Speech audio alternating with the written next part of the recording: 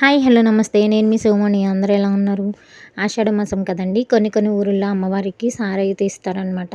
అలాగే మేము దేవపూడి అనే గ్రామం అయితే వచ్చాము. అక్కడ అమ్మవారికి మాకు తెలిసిన వాళ్ళు సారీ ఇస్తున్నారంటే వచ్చామనమాట. చూడండి అమ్మవారు దుర్గాదేవి అమ్మవారు ఇలాగా కూరగాయలతో అలంకరించారు. అమ్మవారు నిజంగా 2 కళ్ళు సరిపోవండి చూస్తానికి. చాలా చాలా బాగున్నారు.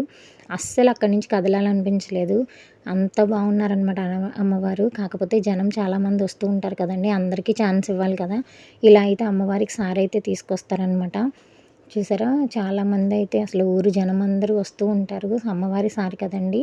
ఫ్రూట్స్ అని లేదంటే స్వీట్స్ ఇంకా మెయిన్‌గా చలివిడండి. చలివిడిని తీసుకొస్తారు. చలవ చేస్తుందని చెప్పేసి చల్లని తల్లి చల్లగా చూడు అందరిని అని చెప్పేసి తీసుకొస్తారనమాట. తీసుకొచ్చి అదంతా కూడా సారీ ఇవన్నీ కూడా అమ్మవారి గుళ్ళో అయితే ఇస్తారనమాట.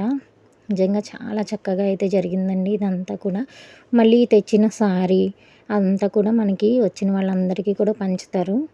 మనకి లాస్ట్‌లో పసుపు, కుంకుమ అలాగే తాంబూలం అయితే ఇస్తారనమాట. మనకి తాంబూలం ఇవ్వడానికి అందరూ కూడా కొంతమంది ఇలాగా రెడీ చేస్తున్నారు. అలాగే తెచ్చిన సారీ అంతా కూడా ఒక పక్కన ఇలా పెడుతున్నారనమాట.